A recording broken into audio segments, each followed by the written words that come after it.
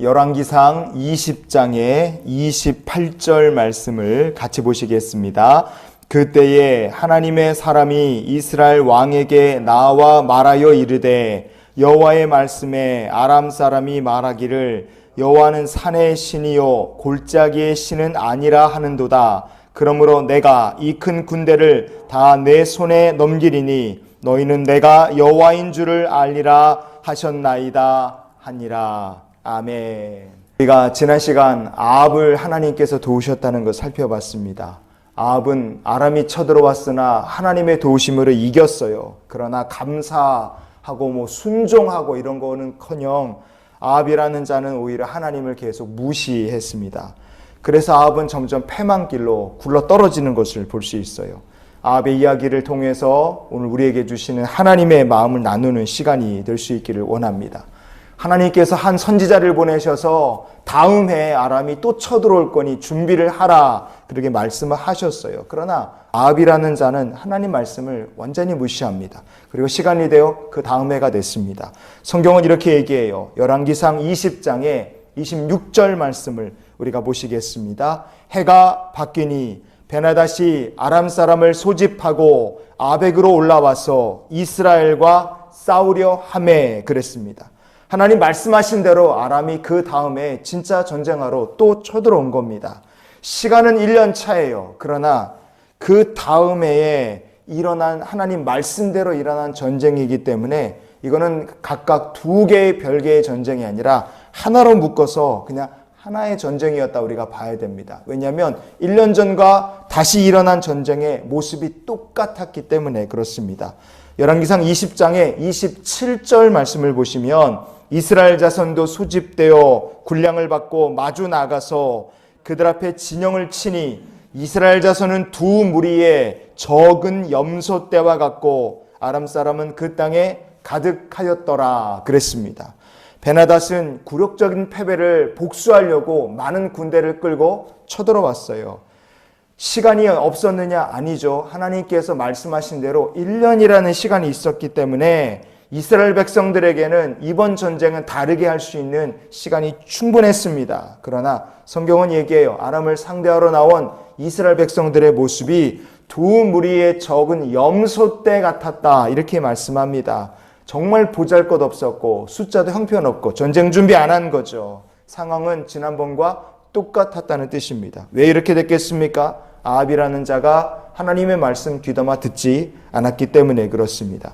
아합은 이렇게 하나님의 말씀을 철저히 무시했습니다. 그러나 하나님께서는 또다시 아합에게 선지자를 보내셔서 이번에도 하나님 어떤 분이신지 보여주시기 위해 그를 또 도우십니다. 열왕기상 20장의 28절 말씀, 우리 본문으로 읽은 말씀을 다시 보시겠습니다. 그때 하나님의 사람이 이스라엘 왕에게 나와 말하여 이르되 여호와의 말씀에 아람 사람이 말하기를 여호와는 산의 신이요 골짜기의 신은 아니라 하는도다. 그러므로 내가 이 큰 군대를 다 내 손에 넘기리니 너희는 내가 여호와인 줄을 알리라 하셨나이다. 이렇게 선지자가 와서 얘기를 해요. 왜 하나님께서 아합이라는 자를 또 도와주시려고 하나님 그렇게 말씀하셨습니까? 너희는 내가 누군지를 알아라. 하나님께서 말씀하신 거죠. 이 전쟁은 그냥 전쟁이 아니라 영적 전쟁이었어요. 하나님 알지 못하고 우상 숭배하는 아합에게 하나님 버린 이스라엘 백성들에게 하나님 어떤 분이신지를 확실하게 보여주시는 전쟁이었습니다. 그리고 이 전쟁의 모습을 성경은 이렇게 얘기합니다. 열왕기상 20장의 29절과 30절 우리가 마저 읽겠습니다. 진영이 서로 대치한 지 7일이라 7째 날에 접전하여 이스라엘 자손이 하루에 아람 보병 10만 명을 죽임에 그 남은 자는 아벡으로 도망하여 성읍으로 들어갔더니 그 성벽이 그 남은 자 2만 7천 명 위에 무너지고 베나닷은 도망하여 성읍에 이르러 골방으로 들어가니라 그랬어요. 불과 일주일 만입니다. 싹 붙었는데 아람의 군대가 10만 명이 죽었어요. 그리고 죽지 않고 전쟁터에서 도망친 사람이 2만 7천 명이었다. 그런데 그들은 자기들의 본성으로 돌아갔는데 돌아간 2만 7천 명이 성벽이 무너지면서 사람들이 그렇게 많이 깔려서 죽은 겁니다. 이 말도 안 되는 일들이 일어난 거예요. 그리고 출격해 가서 베나닷을, 아람의 왕 베나닷을 붙잡습니다. 왜? 성벽이 무너졌으니까 막을 수가 없잖아요. 들어가서 이 사람을 그냥 사로잡아 오게 됩니다. 이 말도 안 되는 일이 일어난 거예요. 왜 이런 일이 일어났겠습니까? 너희는 내가 여호와인 줄을 알리라 하셨나이다. 하나님께서 선지자를 통해 하신 말씀 때문에 그래요. 누구가 바로 너희입니까? 하나님 알지 못하는 아합, 그 아합을 따라서 우상 숭배하는 이스라엘 백성들, 그리고 여호와는 골짜기의 신, 이렇게 얘기하면서 헛된 얘기를 했던 이 아람의 백성들에게 하나님은 어떤 분이신지 분명히 알려주시려 하나님 이렇게 역사하신 겁니다. 하지만 이 놀라운 역사를 두 번째 경험한 거 아니에요. 그래도 아합은 하나님께로 돌아오지 않았어요. 오히려 그는 여기서부터 어리석고 교만한 일을 계속하기 시작합니다. 열왕기상 20장 31절에 보면 베나닷은 아합에게 와서 바짝 엎드려서 아주 다 죽어가는 소리로 아합에게 불쌍하게 굴면서 살려달라고 얘기합니다. 그때 아합은 이 베나닷이란 사람을 살려줍니다. 왜 살려줬을까요? 불과 1년 전에 베나닷이 쳐들어와서 사신들을 보내서 아합에게 협박했어요. 너의 은금도 내 거고 너의 아내들도 너의 자녀들도 다 내 거다. 아합은 이렇게 협박을 받으면서 베나닷을 두려워해서 꼼짝도 못했거든요. 그런데 그 베나닷이라는 사람이 이제 자기 앞에서 살려달라고 설설 기는 신세가 됐을 때 아합이라는 자는 마음에 도취가 된 겁니다. 전쟁을 연거푸 자기가 이겼고 아합에게 최대한 불쌍하게 보이면서 설설 기는 베나닷을 볼 때 아합이라는 자는요, 이 전쟁이 자기가 이긴 것 마냥 착각한 거예요. 사실 전쟁에 승리를 주신 분은 하나님이셨으나 아합은 자기가 이긴 것처럼 착각을 합니다. 그래서 이렇게 얘기를 해요. 20장의 32절 말씀을 보시면 아합은 이렇게 얘기합니다. 왕의 종 베나닷이 청하기를 내 생명을 살려 주옵소서 하더이다. 아합이 이르되 그가 아직도 살아있느냐? 그는 내 형제이니라 그랬어요. 아합은요, 베나닷이 내 형제라고 얘기를 했습니다. 그리고 더 나아가서 그 베나닷이 항복하러 나왔을 때 베나닷을 자기의 전차에 태웁니다. 33절에 보면 맨 뒤에 이 베나닷이 이에 왕에게 나아오니 왕이 그를 병거에 올린지라 그랬어요. 자기 전차에 베나닷을 태웁니다. 아합은요, 철저하게 착각한 거예요. 이 전쟁은 하나님께서 승리로 주신 전쟁이었으나 아합은 자기가 잘해서 이긴 것으로 착각했습니다.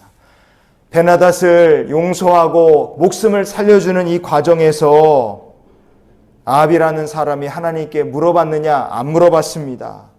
베나닷을 놓아주는 문제를 놓고 하나님 앞에 기도했느냐? 기도하지 않았어요. 그는요, 그냥 기분 따라서 그냥 풀어줍니다. 기분 따라서 내 형제라 얘기하고 전쟁을 그냥 끝내버려요. 왜 그렇게 생각했느냐? 이거 하나님께서 주신 승리가 아니라 내 힘으로 내가 이겨서 싸워서 얻은 승리라고 그가 착각했기 때문에 그렇습니다. 하나님 하신 역사를 자기가 했다고 착각하고 자기가 잘해서 승리인 줄로 착각하고 영광을 하나님께 돌리지 않은 아합은 어떻게 됐느냐? 베나닷을 전차에 자기 병거에 올렸잖아요. 나중에 하나님께서는 그 아합이 하나님께 영광 돌리지 않고 교만 부렸던 그 병거 위에서 활에 맞아서 죽게 하십니다. 여러분, 우리가 교만을 부리면 교만 부리고 하나님께 영광 돌리지 않고 내가 나를 높였던 그곳이 내가 무너지고 내가 망하는 자리가 된다는 것을 우리가 기억하기를 원합니다. 우리가 고난과 실패를 두려워합니다. 그러나 고난과 실패보다 사람에게 더 치명적인 것이 무엇일까? 그것은 하나님께서 내게 주신 승리, 하나님의 주권과 영광을 인정하지 않고 내가 교만을 부리는 것입니다. 영적인 착각, 영적인 교만에 사람이 빠지면 그 사람도 아합처럼 파멸의 길로 굴러 떨어질 수밖에 없다는 것을 우리가 기억했으면 좋겠어요. 그래서 우리가 이런 기도로 오늘 한날의 삶을 살았으면 좋겠습니다. 하나님, 오늘도 하나님의 주권과 권세를 인정하며 사는 하루가 되게 하여 주시옵소서. 범사에 하나님을 인정하고 성취도 승리도 이룬 모든 것들도 하나님께서 하신 일입니다. 우리 그렇게 영광을 돌리며 사는 성도가 될 수 있기를 원합니다. 그때 하나님께서 주인 되시는 저 여러분의 삶에 주님께서 인도하시고 주님께서 복 주시며 주님의 날개 그늘 아래 거하게 하시는 복 있는 인생이 될 줄 믿습니다. 오늘도 하나님께서 주인 되시기에 주의 날개 그늘 아래 거하는 삶을 사는 주의 백성들이 다 되시기를 예수님의 이름으로 축원을 드립니다.